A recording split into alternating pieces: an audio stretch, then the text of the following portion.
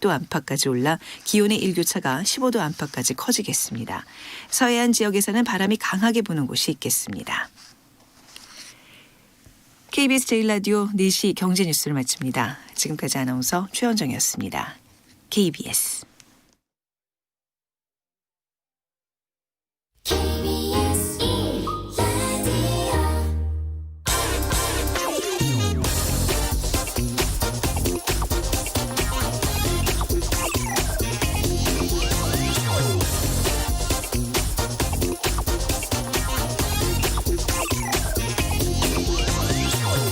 어제 G20 재무부 장관들이 이렇게 맹세를 했습니다. 어떻게 해서든 무슨 수를 쓰든 세계 경제를 부양하기 위해 노력하겠다. 지난 6일에는 미국 제롬 파월 미 연준 위원장도 비슷한 말을 했는데요. 현재 경기 부양에 관한 한 아무리 과하게 지나치게 해도 별 위험이 없다. GDP 대비 정부 부채가 올해 말 160%에 달할 것으로 예상되는 이탈리아. 올 경제 성장률 마이너스 10%가 넘을 것으로 예상되고 국가 신용 등급은 피치 기준으로는 BBB 마이너스, 거의 정크본드 수준인 이탈리아도 최근에 제로 금리로 국채 발행에 성공했습니다. IMF 외환위기 때 한국민들에게 긴축을 강요했던 그때의 패러다임과는 완전히 180도 달라져 있죠. 한국의 경제 성장률은 올해 마이너스 1%대 안팎. 정부 부채는 몇 년 후에도 50%가 넘지 않을 것 같고 국가 신용도는 피치 기준으로 AA 마이너스, 안정적입니다. 네, 안녕하십니까. 세상에 이익이 되는 방송 최경련의 경제쇼 출발합니다. 저는 진실탐사 엔터테이너 최경련입니다. 유튜브 오늘도 함께 갑시다.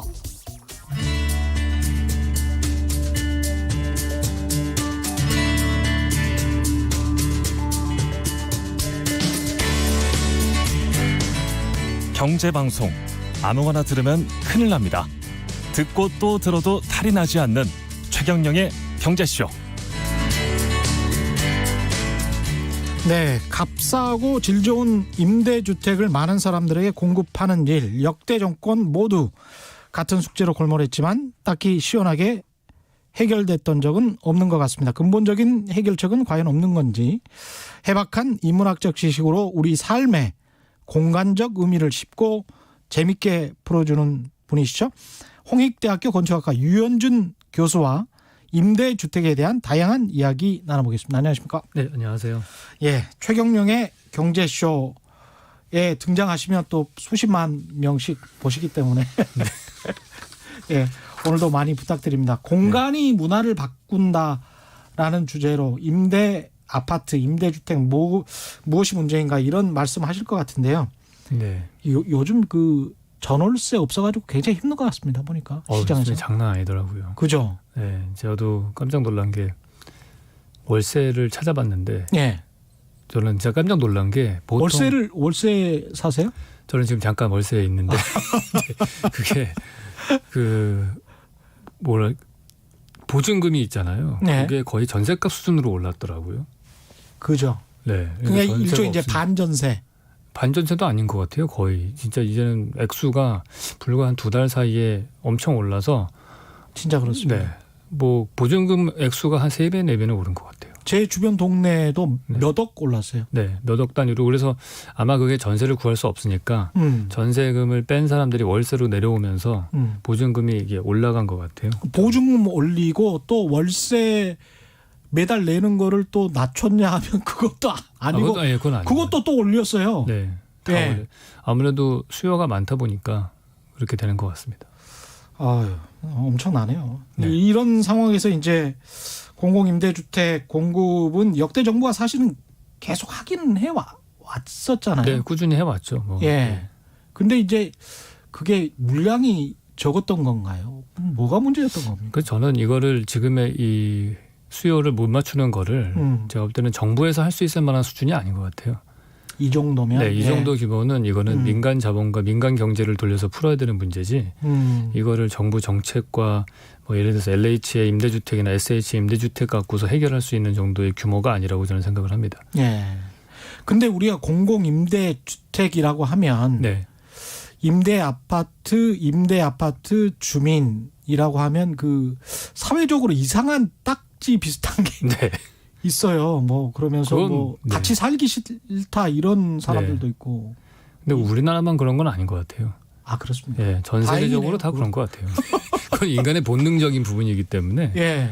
그 부분은 제가 볼 땐 제가 겪어본 적어도 제 경험으로서는 예. 뭐 대부분 다 그런 것 같습니다. 어디나. 근데 우리 같은 경우에 이제 재건축 아파트 대상 아파트들이죠. 네. 한 40년 된 아파트들을 헐고 네. 뭐 새 아파트 지을 때 임대 주택 비율이 뭐 몇 %여야 된다. 뭐 이런 기준이 있지 않습니까? 네네. 그거 가지고 이제 서로 밀고 당기고 하는 거잖아요. 그렇죠. 예. 이거는 어떻게 보십니까? 어느 정도 어떻게 해야 될까요? 이런 거는? 근데 그것도 사실은 인간의 본능과 관련된 부분이어서 예. 그 부분을 자꾸 이제 결론이 안 나는 부분이 야 그건 잘못된 도덕적으로 잘못됐으니까 너가 생각을 바꿔라 그런 식으로 접근을 하는 쪽이 한쪽이 있고 그렇죠. 우리는 바꿀 생각 없다라고 하는 쪽이 있고 한인데 저는 사람을 바꾸는 게 더 힘든 것 같아요. 오히려 그런 사람의 생각을. 예. 네 사람의 생각을 바꾼다는 거는 그건 더 힘든 것 같고 오히려 그냥 시스템적으로 그거를 해결할 수 있는 방법을 만들어야 되지 않을까 생각을 해요. 저희가 사실 그렇게 하려는 이유는 소셜 믹스를 하기 위해서 하는 건데 그렇죠. 소셜 믹스를 과연 그 똑같이 생긴 집에 들어가 살게 함으로써 이루어지게 할 것이냐 아니면은 진짜 진정한 소셜 믹스는 저는 그 사람의 배경을 모르는 상태에서 섞여 있는 거라고 생각하거든요. 그 사람의 배경을 모르는 상태에서 섞이는 것. 네, 그러니까 진짜 좋은 건 뭐 알고서도 섞이는 게 제일 좋겠지만 그럴 가능성은 거의 없기 때문에 사실은 익명성의 상태에서 사람들이 공통의 추억을 갖게 할 때 소셜 믹스가 생긴다고 생각해요.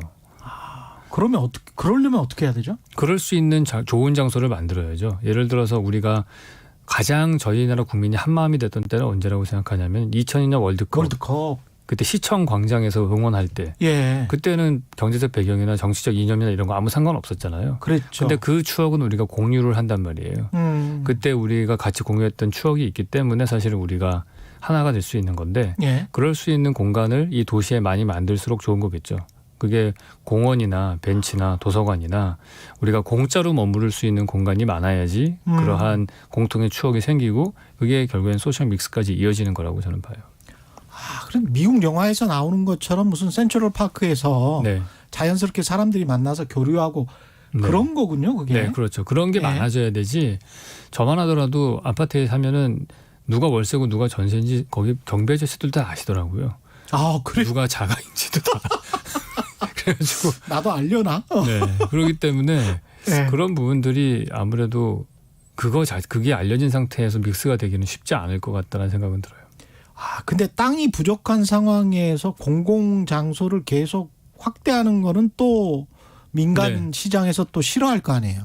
뭐, 거기에다가 뭐 아파트 지어야지 이렇게 생각하지 않겠습니까? 그러니까 그거를 우리가 지혜롭게 해서 재건축 같은 걸 하면은 사실은 제일 중요한 거는 1층 레벨, 그라운드 레벨에서 어떻게 공공성을 가지느냐에 포커스를 맞춰야 되는 거예요. 아, 어차피 1층에다가 아파트를 지으면은 프라이버시 문제 때문에 잘 임대 가격도 안 좋고 그렇죠, 그렇죠. 그걸 해결하기 위해서 뭐 정원도 만들어주고 막 그러잖아요. 과감하게 한 2층까지는 그냥 다 퍼블릭 스페이스로 오픈을 하고 거기는 뭐 우리 아파트 주민이 아니더라도 와서 예. 쓸 수 있게 해준다든지 하고 근데 3층부터 제대로 짓고 그럼 층수 제한 좀 풀어준든지 높이 제한을 풀어주면 되죠. 저는 35층이나 뭐 85m 뭐 이런 식으로 높이를 맞추는 상태에서 꾸역꾸역 넣어서 예. 1층 부분이 오히려 점점점 사유화되고 외부 사람들이 못 들어오게 막게 하는 그런 시스템으로 가는 것보다는 오히려 1층을 개방하고 높이를 높게 해주는 게 낫다고 봐요. 아, 폐쇄적으로 그렇게 가는 것보다는 그러면은 아파트의 공공기업은 같은 것 아파트에 원래 거기가 공원으로 만들었던 건데 네. 왜 몰래 꼼수로 네. 거기에다 문을 만들어서 그렇죠. 지역 주민들 못 들어오게 하는 그런 네. 아파트들도 많죠. 있었잖아요. 네, 네. 그런 걸 없애야 된다 그런 말씀이시네요. 네, 그렇죠. 그런 걸 예. 없애고 그게 그냥 공원만 두는 게 아니고 적절하게 상업시설들하고 믹스가 돼서 아, 길 가는 사람들이 그 상업시설과 공원을 쓰면서 주민들도 같이 쓰면은 그게 영어로 얘기하면 커먼 그라운드라고 하는 예. 공공의 중간지대 같은 걸 만들어줘야지 음. 거기서 소셜 믹스가 생기죠. 그게 어느 정도로 좋아야 되냐 하면은 정말 비싼 펜트하우스에 사는 사람도 자기 집에서 쉬는 것보다 밑에 내려와서 지내는 게 훨씬 더 좋다는 느낌이 들 정도로 좋은 공간이 만들어져야죠. 그 정도로 좋은 네. 공간이 네. 그게 퍼블릭 대중에게도 공개가 되는 그런 네, 공간. 그렇죠.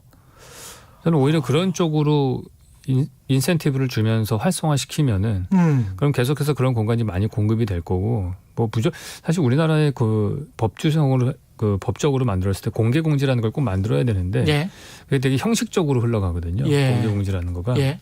그러니까 공개공지도 사실은 재건축 재개발을 할 때 한 번에 묶어가지고 한 블럭 안에 있는 여러 개의 빌딩들의 공개공지를 하나로 묶어서 짜투리 땅으로 버려지지 않게 하고 그거를 하나의 작은 공원으로 만들 수 있게 한다든지 그걸 디자인적으로 해결할 방법을 찾아야 될 것 같고요. 그런 디자인이 유도가 되게끔 정책을 만들어야죠. 그러면 결국은 이제 인센티브 같은 거를 대신에 그렇게 이제 공공기여를 많이 하면 네, 인센티브를 좀 주고 그런 네. 방식이 돼야 되겠네요. 그렇죠. 예. 그래야지 시장이 활성화되고 너도 나도 다퉈서 그런 좋은 공간을 만들 거 아니에요. 그렇죠. 재건축도 하고 예. 그러면 어느 순간 한 5년 10년 지나고 나면 도시의 구조가 다 바뀌어 있을 거라고요. 그러면 거기에서 같이 뛰어놀던 애가 다른 아파트거나 다른 빌라 연립주택에 네. 살던 아이였는데 나는 모르고 네. 그냥 같이 그렇죠. 놀았던 거죠. 네. 근데 이제 같은 경험, 기억이 있는 거네요. 네, 그렇죠. 상당히 좋은데. KT 준님, 방송마다 소셜 믹스를 강조하시는 교수님. KT 준님이 애청자세요. 아, 그러세요? 예, 최경영의 경제쇼 애청자신데 인문학적 의견 너무 좋습니다. 이렇게 말씀하셨고요. 가윤환님은 유현준 교수님 안녕하세요. 질문 있습니다. 수도권 중심의 개발 외에도 최근 대두되는 메가시티, 도시 확장, 합병, 도시 합병에 있어서는 거주 지역의 아파트 단지 경우 어떤 개선점, 중요도를 가지고 정책 실현이 되어야 할까요? 야, 상당히 어려운 질문인데. 네. 예, 예, 우리가 여기서 약간 생각을 해야 되는 게 예, 아파트 단지를 저는 지금까지 조금 전에 얘기했던 거는 이제 아파트 건물 자체 말고 다른 것들에 대해서 말씀을 드렸는데 예, 사실 우리가 다음 세대를 준비한다고 치면은 아파트 자체의 디자인도 바뀌어야 되고 전반적으로 다 처음부터 다시 시작한다고 가야 될 것 같아요. 어떻게 바뀌어야 됩니까? 예를 들어서 제가 이제 뭐 최근 들어서 임대 아파트도. 네, 임대 예. 아파트도 바뀌어야 되고 일단 85제곱미터가 중산층의 표준으로 돼 있다는 것 자체도 그건 1980년대, 70년대 때 만들어진 기준 아니에요. 그렇죠. 예, 그거는 둘만 낳아 잘 기르자 시절에 4인 가족 중심으로 했을 때 나온 이야기이기 때문에 예, 지금은 맞지 않는 거거든요. 1, 2인 가구 중심의 이런 사회에서는 예, 그런 것부터 바뀌어야 되고 그리고 외부 공간 발코니에 대한 수요도 사실은 사람들에 대한 요구도 많이 바뀌었기 때문에 예, 그런 것도 새겨야 되고 사실 발코니 확장이라고 하는 개념이 생긴 거가 85제곱미터라는 거를 선으로 규제를 했기 때문에 그런 거거든요. 예. 우리가 더 넓은 집은 필요해졌어요. 세간살이가 늘어났기 때문에. 그렇죠. 근데 85제곱미터보다 더 키우면은 여러 가지 세금 혜택이나 여러 가지 세제 문제들이 생기기 때문에 그러네요. 편법상으로 85는 넘지 않되 실내 공간은 넓게 하려다 보니 발코니 확장법이라는 걸 만든 거거든요. 그리고 지금 살다 보면요. 네. 거실이 좀 작고 네. 그러니까 외국 가보면 거실은 굉장히 좀 크고 그러니까 네. 스튜디오처럼 돼 있고 방이 조금 그 가서 그냥 잠만 자면 되는 공간이니까 네. 그런 식으로 바꿔도 될 것 같다는 생각이 들더라고요. 근데 요즘 우리나라 아파트 사실 그 추세로 가고 있어요. 그 추세로 가고 있습니다. 옛날 아파트에 사시는 것 거예요. 그렇네요. 근데 사실 그것도 바뀌어야 돼요. 예. 왜냐하면 예전에는 우리는 거실이 필요했었는데 예. 왜냐하면 4인 가족이었으니까 예. 4명이서 함께 모여서 TV를 볼 수 있는 공간이 필요했던 거죠. 예. 근데 사실 지금 1, 2인 가구가 60%면은 오히려 침실과 거실을 분리하는 것보다는 하나로 묶는 게 더 맞죠. 우리는 사실은 넷플릭스나 뭐 유튜브 같은 거를 침대에서 볼 수 있단 말이에요. 그렇죠. 그리고 굳이 마루에 나와서 볼 이유는 없는 거죠. 그걸 그냥 터버리면 된다. 네, 그래서 방의 개수나 이런 걸 바꿔야 돼요. 예. 과거에는 우리가 식탁 놓이는 자리와 부엌과 거실 이게 LDK라고 그래서 하나의 세트였어요. 리빙룸과 그러니까 거실과 부엌은 하나로 되어 있는. 왜냐하면 거기가 예. 퍼블릭 존이기 때문에. 그러네요. 근데 지금은 사실은 좀 달라요. 지금 만약에 1인 가구, 2인 가구로 간다면은 거실과 침실이 하나로 묶여야 되는 거고 오히려 네. 부엌이 분리될 수 있다고 봐요. 왜냐하면 부엌은 냄새가 나는데 GMP가 높아질수록 사람들은 냄새에 민감해지거든요. 그렇게 됩니까? 네. 그래서 평면도 사실 바뀌어야 된다고 봐요. 굳이 우리가 침실을 남쪽에다 둘 필요가 있을까? 오히려 예. 지금은 침실을 북쪽에다 두고 부엌을 남쪽에다 두는 게 맞지 않을까? 왜냐하면 식탁에서 많은 시간을 보내기 때문에. 그렇죠. 컴컴해야 좀 잠이 잘 오기는 네. 하죠. 예. 그래서 실제로 원룸 같은 거 평면도를 짜더라도 저희 사무실에서 디자인했던 원룸의 핵심은 뭐였냐면은 원룸이 좁고 길면은 부엌이 복도 쪽에 있고 그 다음에 중간에 가면은 식탁 놓고 예. 그 다음에 제일 창가 쪽에 침대를 놔요. 그럼 설문조사를 해보면은 제일 불만이 뭐냐면은 음식하면 냄새가 안 빠진다. 그렇죠. 그렇죠. 예. 그래서 차라리 부엌을 냄새가 많이 나는 부엌을 창가로 두고 그 옆에 식탁을 크게 두고 예. 오히려 침대는 중간쯤으로 옮기고 어. 그래서 그러고 나서 그게 창가 쪽에 있는 큰 식탁과 하나의 리빙룸 같이 쓰고 밝은 빛이 안으로 들어오고 그다음에 어차피 이 사람들은 잠을 자는 데는 햇빛이 필요한 건 아니니까 예.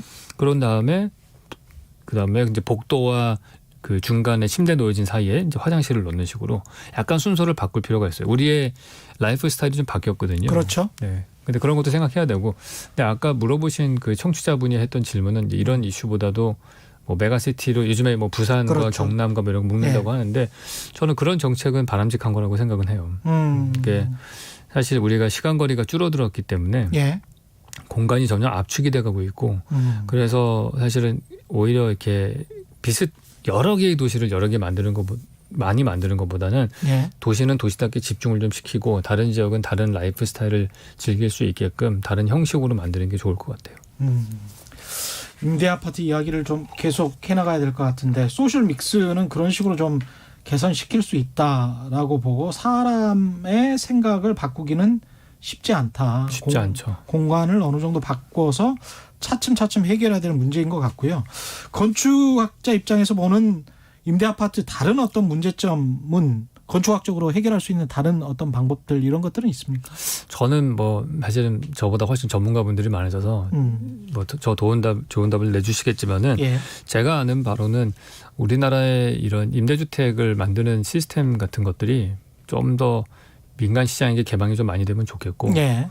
우리나라 다른 건 잘 모르겠지만은 제가 경험해본 바로는 조달청의 시스템이 되게 문제가 많다고 생각이 들어요. 조달청 시스템. 네, 예. 그러니까 뭐 최저가 입찰제라든지 아니면 아주 적정한 선에서 입찰하는 게 있거든요. 예. 가장 근접하게 쓰는 거예요. 그렇죠. 근데 이런 뺑뺑이를 돌려가지고 하는 시스템들은 사실은 운에 기인하는 거란 말이에요. 거의 복권과 비슷해요. 예. 그럼 실제로 그 일을 따겠다는 사람이 하는 게 아니고 그냥 수천 명이 그냥 적어 넣는 거예요. 그냥 되든 안 되든. 예. 그러면은 운 좋게 복권이 당첨이 돼요. 예. 그럼 이 사람은 그 일을 잘하는 게 아니에요. 왜냐하면 그 일을 잘 해봤자 다음 일을 따는데 아무런 도움이 안 되기 때문에 그러네요. 예, 이 사람은 프로젝트를 딴 다음에 자기 이익금을 빼먹고 하도급을 줘요. 하청을 줘요. 그러더라고요. 진짜. 예. 그러면 그 일을 딴 사람은 중간 하도급자는 또 자기 이익금을 빼고 또 재하도급을 줘요. 맞아요. 예, 그걸 막을 방법이 없어요. 이 시스템으로 가면은. 그러면은 실제로 공공건축에서 제시해 놓은 예가라고 하는 것들이 있는데 그거 되게 높아요. 제가 보면 깜짝 놀랍니다. 그러니까요. 그 높은 예가로 다 돈이 지급이 되는데 중간에 다 새먹습니다. 누구한테 그 돈이 줄줄 새느냐? 불로소득이에요. 제가 볼 때 그런 인간들이 진짜 불로소득이에요. 그러네. 복권 당첨되고서 떼먹은 다음에 넘기는 사람들. 그런 사람들이 너무 많은 거예요. 예. 그러네요. 그러니까 일종의 이제 메리트 시스템이랄지 그런 게 없는 거네요. 네. 자신이 기여한 것들, 자신의 능력에 따라서 뭔가를 쟁취해서 그걸 계속 유지해서 그게 네. 이제 일종의 퍼포먼스, 업적, 실적이 네. 되고 네. 그걸 이제 계속 정부나 관계기관에 제시를 해서 나는 이렇게 잘 지었어. 네. 그럼 나한테 계속 줘. 네. 그럼 다른 회사들도 이제 경쟁을 해서 나도 저만큼 잘 지어야지 이렇게 되는. 근데 그것도 또 웃기는 게 예. PQ라는 게 있잖아요. 또. 그래서 그 전에 했던 프로젝트가 있으면 실적이 있는데 또 그런 큰 기업들 중에 그걸 전문으로 하는 애들은 자기가 일을 하나도 안 하고 자기 실적만 쌓아요. 계속 또. 야, 이 건설 업계가 약간 좀 그런 게 네.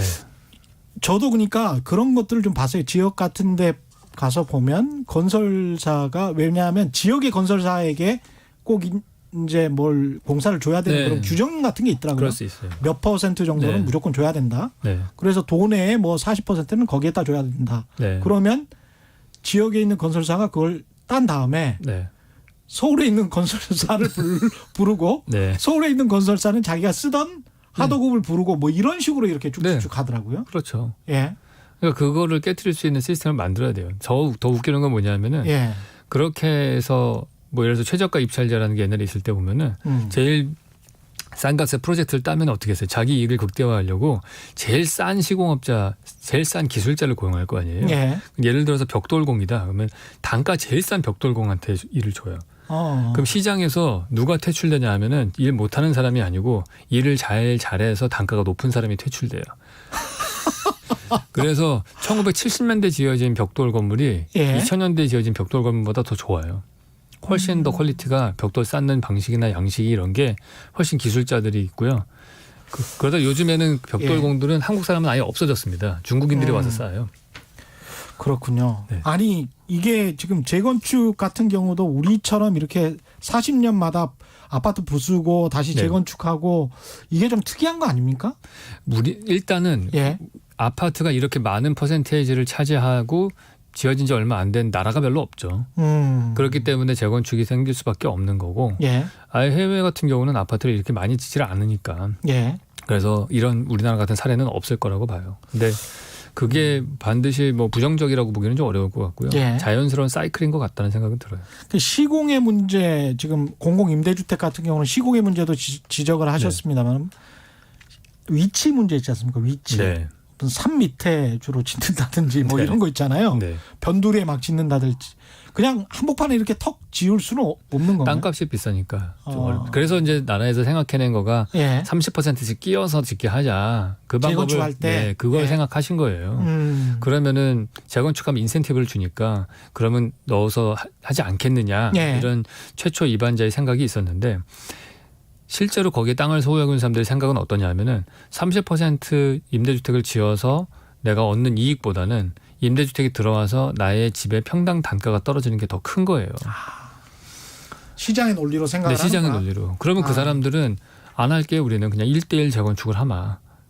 그러면은 재건축을 하더라도 세대 수가 안 늘어나는 거예요. 그렇죠. 근데 문제는 뭐냐면은 3,000세대짜리 아파트를 재건축을 하면 3,000세대가 지어지면은 지금은 현재 집이 더 많이 필요하거든요. 그렇죠. 인구는 늘지 예. 않지만은 웃기는 게 5천만 인구가 똑같잖아요. 예. 그런데 사람들은 자꾸 얘기를 해요. 5천만 인구니까 집이 더 이상 필요 없고 우리 다 지어진 거 아니냐. 예. 근데 그거는 4인 가족 기준으로 했을 때 얘기인 거죠. 어. 지금 현재 우리나라의 집이 1,700만 채 정도 되거든요. 예. 근데 5천만 인구라고 치면은 4인 가족으로 하면 집이 1,250만 채가 필요해요. 그러네. 예. 예. 그러면 이미 과잉 공급된 상태로 보이죠. 숫자로 보면은. 예. 근데 자세히 들여다보면은 지난 몇십 년간 1, 2인 가구가 60%까지 올라갔어요. 그러면은 1, 2인 가구를 위한 집만 3천만 채가 필요한 거예요. 그러네요. 예. 근데 예. 그 사람들은 대부분 다 젊은 사람으로 도시에 살아야 되는 사람이죠. 그러니까 도심 속에 1, 2인 가구를 위한 집이 너무 부족한데 재건축할 때 그런 식으로 재건축이 늦어지고 1대1 재건축해서 세대수가 늘어나지 않고 그런 일이 생기면은 공급이 따라가지 못해요. 그럼 그 다음에 생겨나는 일은 결국에는 원룸, 쉐어링하우스, 고시원 이런 아주 안 좋은 질 나쁜 월세들만 계속 양산이 되는 상태가 되는 거죠. 그렇군요. 그런 이유 때문인지는 모르겠습니다만은 그 전 정부에서도 그랬었고 이전 네. 정부에서도 그랬었고 공공임대주택을 뭐 중산층에게까지 확대해야 된다. 이거는 뭐 문재인 대통령도 마찬가지인 것 같고요. 네. 이 어떻게 보십니까, 근데? 이 문제는? 저는 좀 다른 입장이에요. 예. 중산층 오히려 국민들이 더 많은 사람들이 집을 많이 소유하는 더 많은 사람들이 집을 소유하는 쪽으로 가는 게 맞다고 봐요. 더 많은 사람들이 집을 소유하는 쪽으로 가는 게 맞다. 네. 그러니까 중산층은 집을 그냥 민영시장에서 소유하는 게 맞다. 왜냐하면은 자본주의 사회에서 권력이라고 하는 거는 돈에 달려 있는 문제잖아요. 예. 그러면 뭐 저보다 잘 아시겠지만은 돈이라고 하는 자본주의 사회에서의 돈은 동산과 부동산 두 개가 있는데 예. 집을 사지 말라는 얘기는 부동산을 다 포기하라는 얘기죠. 그러네. 예. 예. 그러면은 매년 2% 이상씩 경제 성장을 하잖아요, 우리가. 그 만약 똑같은 돈을 은행에다 넣어놓으면은 예. 매년 2%씩 자산이 깎이는 거잖아요, 현금을. 음. 그런데 부동산을 소유하면은 그걸 커버할 수가 있거든요. 그러네요. 예. 예. 그렇기 때문에 내가 부동산을 소유하지 않고 있으면 오히려 더 뒤처지고 부동산을 소유하면 경제 성장에 그거를 같이 나눠 가질 수 있는 시스템이 되는 건데 결국에는 모든 사람들이 다 그러면 집을 소유하지 않으면 되지 않겠느냐. 우리는 집 살 걱정 없이 살면은 좋지 않겠느냐. 그럴 수는 또 없죠. 예, 그렇게 되면은 문제는 뭐냐면은 예. 부동산 자산을 쥐고 있는 지주가 정부만 되는 세상이 되는 거예요. 그렇죠. 그거는 공산주의죠. 예. 좋은 것 같지만은 예. 그럼 정부는 뭐 어찌 보면은 뭐 실체가 없으니까 그러면 좋은 거 아니냐? 우리는 정부에게 믿고서 월세를 받으면서 예. 살면 좋은 거 아니냐? 예. 이렇게 말씀하실 수 있지만은 사실 더 깊이 들여다 보면은 그거는 정부는 실체가 없지만은 실제로는 정치가들이 권력을 더 많이 갖게 되는 거죠. 그러니까 더 되네. 많은 권력을 정치가가 가져가는 거고, 그럼 그 와중에 또 야 나도 가져가려 하는 집단이 하나 또 있어요. 그럼 대자본가들. 대자본가들은 쉐어링 하우스 같은 것들을 럭셔리하게 만들어서 월세를 많이 받는 프로젝트들을 계속 하거든요. 예. 그러니까 대형 그런 임대주택 프로젝트 같은 것들을 고가 중심으로 해서 진행을 해요. 근데 그런 것들을 하다 보면 나중에는 상품 자체가 중산층이 가지고 있는 그런 집들이 거의 없어질 수 있어요. 예. 그럼 중산층이 소유를 못하고 만약에 임대주택으로 내려앉게 되면은 그만큼 더 권력은 한쪽에 집중되게 되는 거죠. 예. 중세 시대 때 기독교 단체가 그러니까 교회가 전체 부의 3분의 1을 소유하고 있었거든요. 아이고야. 예. 그렇기 때문에 부패가 있었던 거죠. 똑같은 3분의 1 정도가 지금 중국 정부가 전체 중부 그 경제 부의 3분의 1 정도를 소유하고 있대요. 예. 제 얘기는 아니고 토마 피케티 얘기인데 예. 그러니까 그게 3분의 1 정도가 집중이 되면은 거기는 부패하게 돼 있거든요. 예. 그래서 이거는 n분의 1로 쪼개는 게 전 좋다고 봐요. 그러네요. 그런 의미에서 정부가 우리도 참 공기업이나 공공기관이 너무 많다라는 생각도 하긴 합니다. 예. 사실 우리나라가 예. 근대화를 접어들면서 음. 많은 부분에 있어서 민주화가 되고 한 이유는 지주의 숫자가 늘어나서 그런 거거든요. 예. 그러니까 부동산을 소유한 사람들, 그거는 딴 게 아니고 아파트를 대량 공급했기 때문에 그 7, 80년대 아파트를 사신 분들은 다 부동산 자산을 갖는 지주가 된 세상이 된 거죠. 예. 그럼 조선시대와 비교를 했을 때 조선시대 때는 몇 퍼센트의 양반만 땅을 소유하고 있었잖아요. 부동산을. 그렇죠. 예. 근데 대한민국 사회와 조선시대의 근본적인 차이는 더 많은 퍼센트의 사람들이 부동산을 소유하게 됐다는 거거든요. 그렇죠. 지주가 된 세상. 예. 근데 이거를 중산층까지도 임대주택으로 바꾸게 한다는 얘기는 그 흐름을 역행하는 거꾸로 거라고 가는 거꾸로 거네. 간다고 저는 보여져요. 그럼 임대주택은 아까 말씀하신 청년, 노인, 뭐 저소득층 네. 이쪽으로 한정되는 게 맞다. 네. 예. 그게 맞고요. 그러니까 또 오히려 정말 저는 국민은 세 종류가 있는 것 같아요. 예. 집을 소유하고 있는 사람, 그다음에 집을 소유하고 있지 않은 사람, 그리고 앞으로도 할 생각도 없고 할 능력도 안 되시는 부류가 있고요. 예. 또 한 부류는 집을 안 갖고는 있지만 앞으로 사고 싶은 사람. 그렇죠. 그런 사람들이 많은 사회가 저는 건전한 사회라고 생각은 해요. 더 내가 자기 주도적으로 자본을 갖고 뭔가 독립적으로 있을 수 있고 다른 사람들 집을 사기 위해서 막 노력을 할 테니까. 노력도 할 것이고. 예. 근데 그런 사람들의 의지를 꺾는 쪽으로 가는 거는 좀 안 좋은 거. 너무 집값이 비싼 것도 문제인 것 같고. 예. 그래서 저는 공유 경제니 뭐 이런 것들 별로 안 좋게 봅니다. 그렇군요. 네. 예. 공유 경제를 많이 할수록 예. 누군가는 소유하는 거예요. 그게 아. 대자본가 아니면 정부예요. 예. 그러면 공유 오피스 많이 좋다고 얘기하는데 공유 오피스 들여다보면 결국에는 위워크라는 대형 기업만 좋은 거잖아요. 그러네요. 예. 예. 그리고 막 뭐 자동차 공유하면 좋겠지. 그러면 나중에 어마어마한 자동차 리싱해주는 회사만 좋은 거예요. 뭐 렌터카 회사만 좋은 거고 다 그런 거예요. 아. 그럼 어마어마한 대자본 그룹과 또 한쪽으로는 어마어마한 정부 그 둘만 소유하고 나머지는 끊임없이 소장농으로 사는 세상이 되는 거죠. 말만 공유지 진짜로 소유하고 있는 사람들은 극소수가 되는 공유 경제를 말씀하시는 거네요. 그렇죠. 예. 네. 그것보다는 다수가 소유하는 쪽으로 가는 게 훨씬 낫지 않느냐. 네. 예, 이런 말씀이신 것 같고요. 근데 또 이런 얘기 하면 또 한쪽에서는 예. 야 저렇게 해가지고 계속 집값 안 떨어지게 하려는 속셈이 아니냐. 네. 그러니까 집값은 그러니까 제 말씀은 임대주택으로 계속해서 떨어뜨리는 방법보다는 예. 오히려 시장이 요구하는 그런 물건들을 많이 공급해서 떨어뜨리는 게 맞다고 보는 거죠. 근데 지금의 시장 시스템은 시장이 원하는 많은 소비자들이 원하는 그 물건들이 공급이 안 되는 거예요. 아. 그 도심에 네. 오피스가 이제 공실률이 많고 앞으로도 뭐 그럴 것 같고 뭐 네. 그런데 그거를 좀 바꿔가지고 좋은 어떤 임대주택으로 1, 2인용으로 젊은이들용으로 만든다. 네. 이런 생각은 어떻게 생각하세요? 훌륭한 생각이죠. 그건 괜찮습니까? 예. 어쨌든 그렇게 가야 될 것 같아요. 서울 전체로 봤을 때 예. 전체 연면적 중에서 한 53% 정도가 주거 면적이고요. 35% 정도가 상업 면적이거든요. 근데 비대면 소비가 늘어나고 점점 그럴수록 상업 면적에 대한 수요는 줄을 거잖아요. 예. 재택근무도 하게 되고. 예.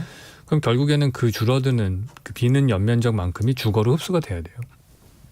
그러면 오피스텔과 우리가 아파트를 구분했던 이유가 네. 어떤 뭐 화재랄지 네. 그다음에 도심 교통이랄지 뭐 이런 것들 때문에 원래 규제를 했었던 네. 걸로 기억을 하는데 그거하고는 상관없이 좀 규제를 풀어도 되는 거네요. 그럼요. 전 근대적인 사고방식이에요. 예를 들어서 우리가 그런 경우가 있어요. 제가 어떤 도심 속에다가 주거 프로젝트를 하는데 예. 누가 보더라도 여기는 청년들을 위한 주거 이런 것들이 들어가면 좋은데요. 예. 넣으려고 했더니 안 된다는 거예요. 예. 왜 안 되냐? 지구 단위 계획이나 뭐 용도나 다 되는데 안 예. 되네요. 그 이유는 결국에는 거기에 세대 수가 늘어나면은 주변에 학교가 별로 없기 때문에 수요가 안 된다. 근데 이미 거기는 애 없는 사람들이 들어가 사는 원룸이란 말이에요. 그리고 뭐 중구나 종로구 쪽이 네. 사실 학교가 진짜 없거든요.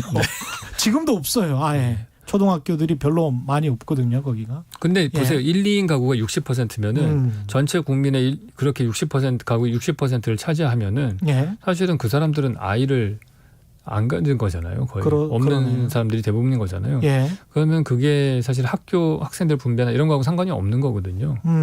그래서 그냥 그건 알아서 예. 내가 불편하면은 학교 근처로 이사를 가게 하고 저는 중심부의 공급을 계속 늘려야 된다고 봐요. 그렇죠. 학교도 발상 전환을 할 수도 있을 것 같습니다. 어떻게 네. 그 건물 안으로 어떻게든 네. 넣을 수도 있는 것이고 학교라는 그러니까요. 것도. 그 예. 위성 학교 같은 걸 만들면 되거든요. 지금 어차피 학교가 1000명이 전교생이잖아요. 예. 그럼 이건 되게 전염병이 취약한 거거든요. 그렇죠. 한 명이 감염되면 999명이 다 집에 가야 되는 상황이죠. 그리고 이거를 100명짜리 학교 10개를 만드는 게 더 유리할 거라고요.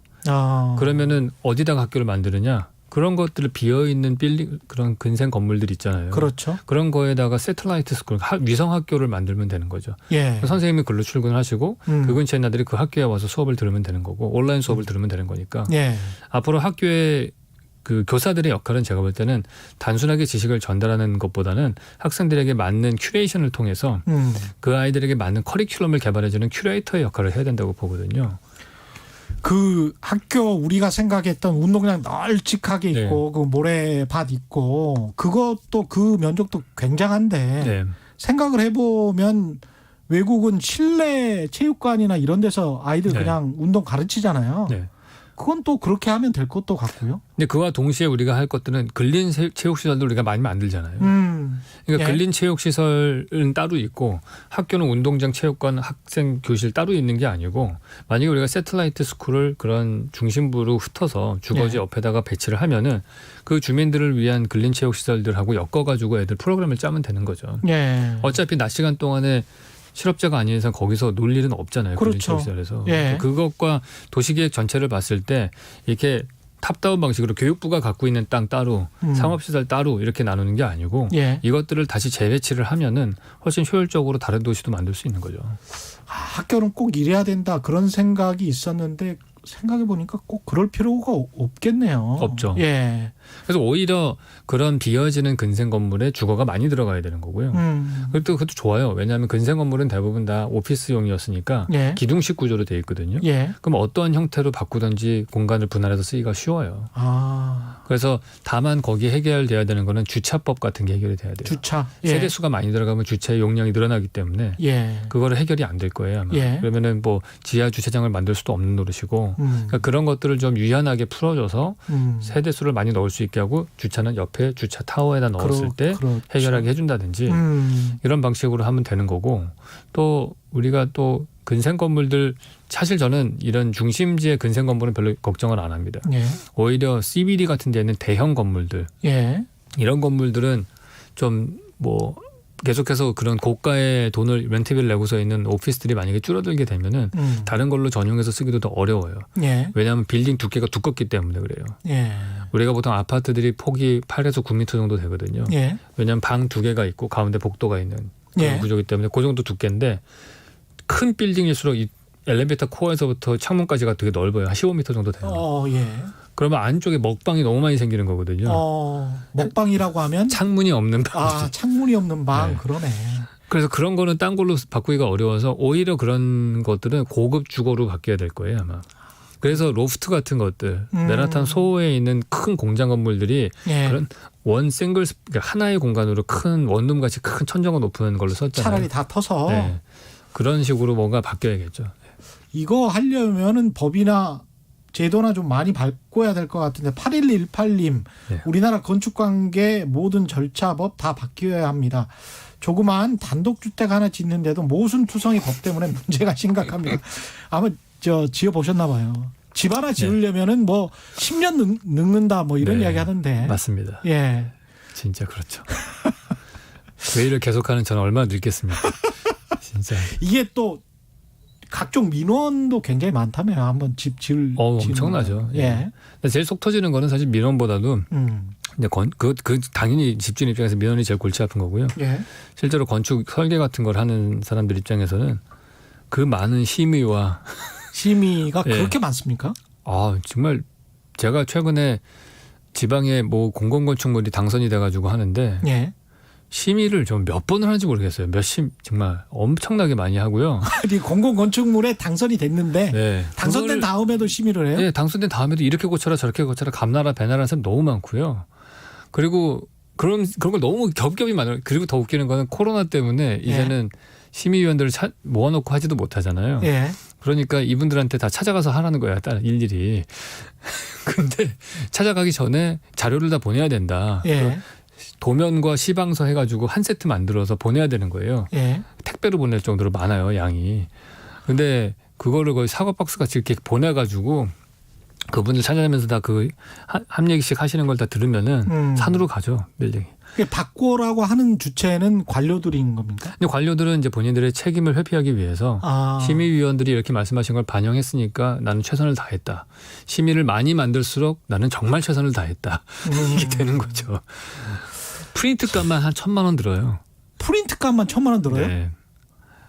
그러니까 정말 웃겨요. 제가 그 설계해가지고 받는 이익금이 얼마인지 모르겠는데 얼마 되지도 않는데 예. 프린트만 1,000만 원 넘게 들어요. 저희는 프로젝트 하나 할 때마다.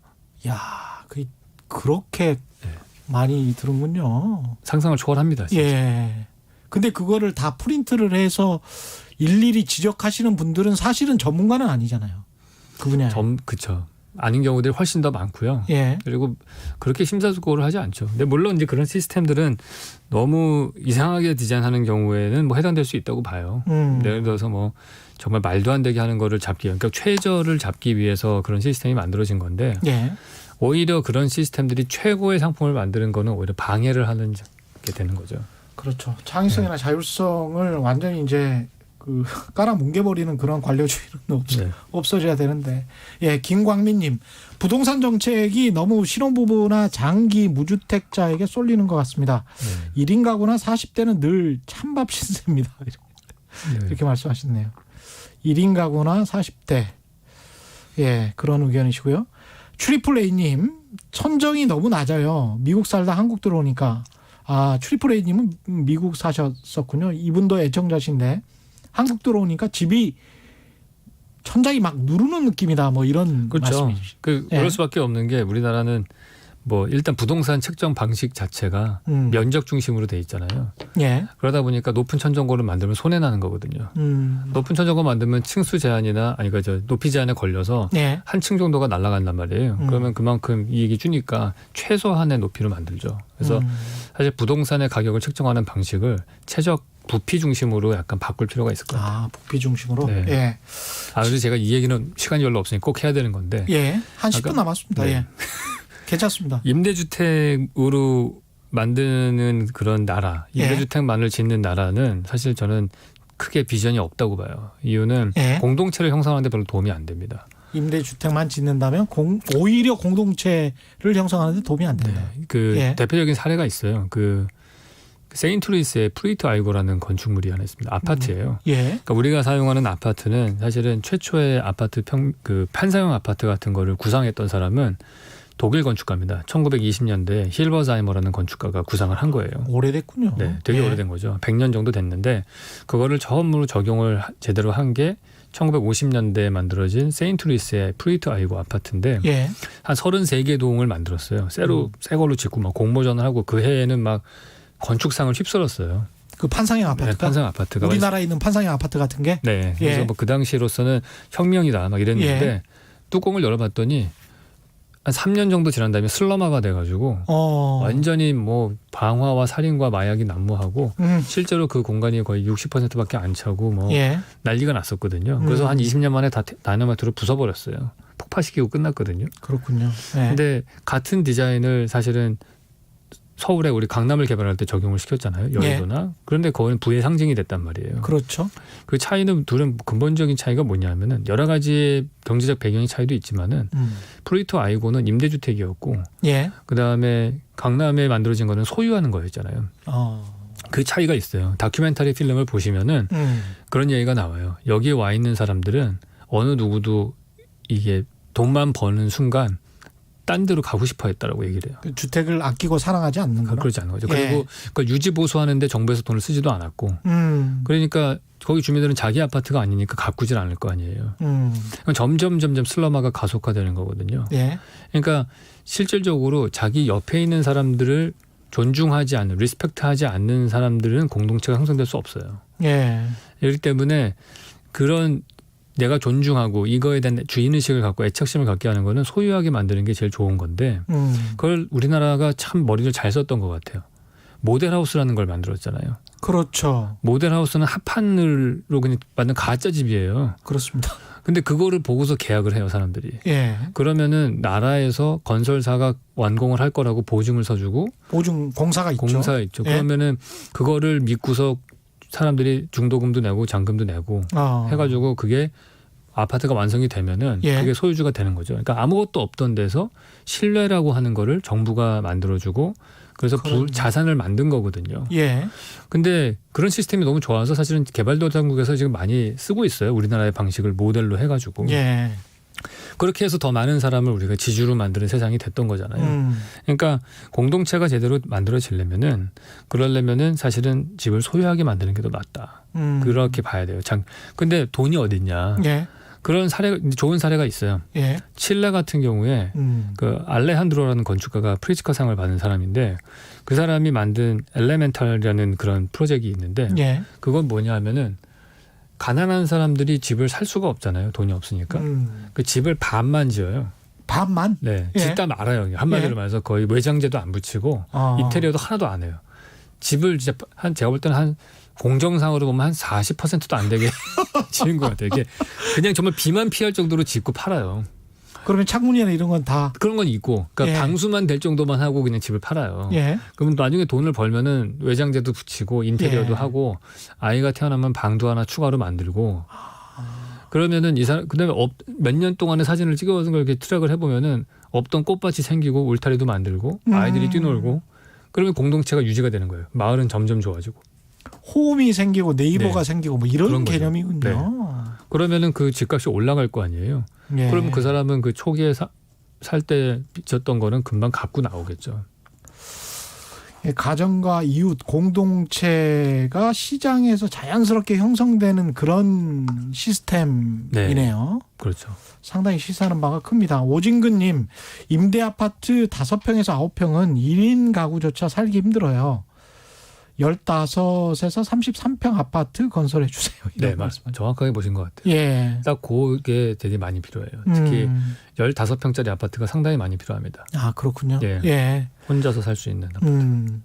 15평이면 혼자 지금 선진국에서 혼자 그냥 이렇게 좀 아주 괜찮다 싶을 정도의 면적입니까? 네. 예. 왜냐하면 15평이 우리가 과거에 한 8평 정도가 우리가 사는 게 적합하다고 생각을 했다면은 예. 세간살이도 늘어났고 우리가 집에서 보내는 시간이 많아졌잖아요. 예. 재택근무와 뭐 이런 것들을 통해서 그렇기 때문에 한 사람이 점유하는 공간은 사실 더 늘어나야 돼요. 시간을 더 많이 보내기 때문에 제가 지난 시간에 말씀드렸던 것 같은데 집에서 보내는 시간이 거의 1.5배 늘어났기 때문에 예. 집도 사실은 더 1.5배 더 늘어나는 게 맞다고 봐요. 예.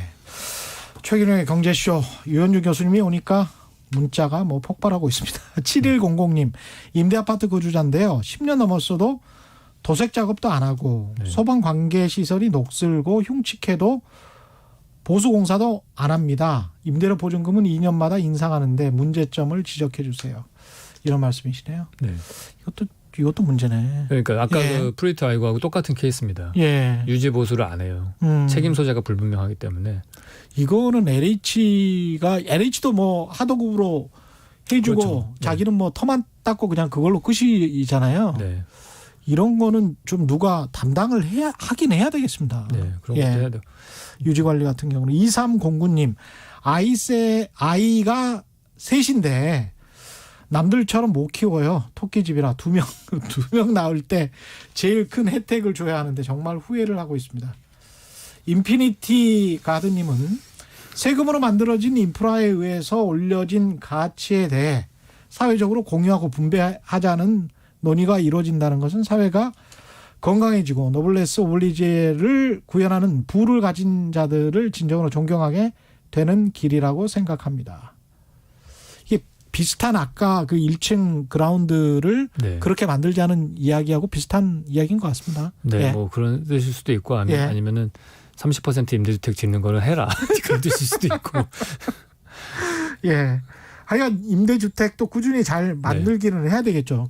네. 어렵게 사시는 분들도 있으니까. 그렇죠. 그래서 예. 그거는 당연히 계속 해야 될 문제예요. 예. 그는 지속적으로 해야 될 부분이고. 예. 근데 그 타겟이 중산층이 아니고 예. 더 밑에 그 어려우신 분들을 위해서 해야 돼. 사실 저기 종로나 이런 데 가면 쪽방촌 같은 데 가보면은 진짜 상상을 초월하거든요. 고시원 이런 데도 그렇죠. 마찬가지고. 예. 그런 분들을 대체할 수 있는 그런 그 임대주택들은 계속 만들어져야 되는 거고 중산층은 그거를 나라에서 직접 해결하려고 하지 말고 예. 시스템을 바꿔서 시장이 해결하게끔 독려를 하는 쪽으로 가는 게 맞다. 그 말씀입니다. 아까 말씀하신 그 기둥식 오피스 빌딩 있지 않습니까? 네. 기둥식으로 지으면 YK님 질문입니다. 기둥식으로 지으면 15평 두 채를 나중에 합치는 게 가능한가요? 가능하죠. 가능합니까? 네. 그게 포인트예요. 어. 집을 기둥식으로 지어야지 나중에 가족 구성원 수가 바뀌고 기술이 발전하면서 라이프 스타일도 바뀌잖아요. 예. 부엌이 지금 점점 커져야 되잖아요. 냉장고도 커지고 가스레인지도 커지고 뭐 이렇기 때문에 그런 변화를 수용할 수가 있는 거예요. 예. 그래서 사실은 가장 친환경적인 건축은 태양광 지발판 많이 있는 건축이 아니고요. 예. 기둥식 건축이에요. 그래야지 부수지 않고서 100년 넘게 쓸 수 있거든요. 그래야지 철근 콘크리트와 철골 구조에 생산되는 탄소 배출량을 줄일 수가 있어요. 그러네. 그래서 기둥식 구조를 격려해줘야 돼요. 근데 기둥식 구조를 지으면은 실질적으로 무슨 문제가 생기냐면은 예. 기둥과 기둥에 보가 지나가잖아요. 예. 그러다 보면 약간 천정고를 높여야 돼요. 그래서도 안 짓는 거예요, 이거를. 그러니까 천정을 높이다 보면은 결국에는 높이 제한에 걸려서 사선 제한 이런 것 때문에 손해를 보게 되니까 그렇죠. 사람들이 분양을 덜 하게 분양이 되니까. 덜 하게 되니까 예. 격식 구조로 그냥 똑같은 틀을 이렇게 쌓아가지고 올린단 말이에요. 근데 그거는 사실은 어떻게든 제가 볼 때는 인센티브를 주던 뭐 해서 뭐 의무적으로 하던 최소한 주거 같은 경우에는 뭐 80% 정도는 엘리베이터 코어를 제외하고는 다 뭐 기둥식 구조로 하라든지 뭐 이런 식의 어떤 룰이 나와야 될 것 같아요. 예. 한 1분 남았는데요. 끝으로 그 임대 주택과 관련해서 해외 사례 중에서 우리가 네. 참고할 만한 게 뭐 있을까요? 아까 제가 말씀드린 그 예. 칠레 엘레멘터리 대표적인 사례인 것 같아요. 아, 칠레. 예, 이건 임대주택이 아니죠. 예. 그냥 소유하게 하는 거죠. 예. 저는 뭐 임대주택 같은 경우에 싱가포르가 제일 잘하는 나라 중에 하나죠. 그렇죠. 네, 싱가포르는 전에 제가 어떤 부동산 교수님한테 들은 얘기인데 싱가포르하고 한국의 임대주택의 큰 차이점은 우리나라는 임대주택에 들어가 살면서 그거를 값이 오르면은 이게 팔 때 예. 정부에다 팔고 나와야 되거든요. 우리나라는? 네, 우리나라는 그렇게 돼 있는데 예. 뭐 정확히 어떤 시스템인지 모르겠는데 싱가포르는 평생에 2번까지는 맞아요. 임대주택을 그냥 팔고 나오고 그 이익금을 가질 수 있게 해준대요. 예, 맞습니다. 그래서 그게 예. 청년들의 자본을 축적할 수 있는 기회를 예. 준다는 거예요. 예. 그 차이가 다른 것 같아요. 그렇죠. 그리고 난 다음에 이제 돈을 벌면 그 사람들은 이제 민간 시장에서 네, 혹시 민간 살 수 시장에서 있게. 수용하는 거죠. 예. 예. 5429님은 임대주택, 임대아파트 많이 지으라고 하는 사람들도 자기 집 옆에 임대 들어오는 거 싫어함. 정확하게 보셨습니다. 인간의 이기심에 관해서 말씀하시는 것 같고요. 예. 오늘 말씀 감사하고요. 지금까지 홍익대학교 건축학과 유현준 교수와 함께했습니다. 고맙습니다. 네, 감사합니다. 예. 저희가 준비한 최경련의 경제쇼 여기까지입니다. 저는 KBS 최경련 기자였고요. 내일 4시 5분에 다시 찾아뵙겠습니다. 지금까지 세상에 이익이 되는 방송. 그리고 마지막으로 유현준 교수님 오늘 못한 말은 네. 예, 경제쇼 플러스에서 들으실 수 있습니다. 지금까지 세상에 이익이 되는 방송 최경영의 경제쇼였습니다. 고맙습니다.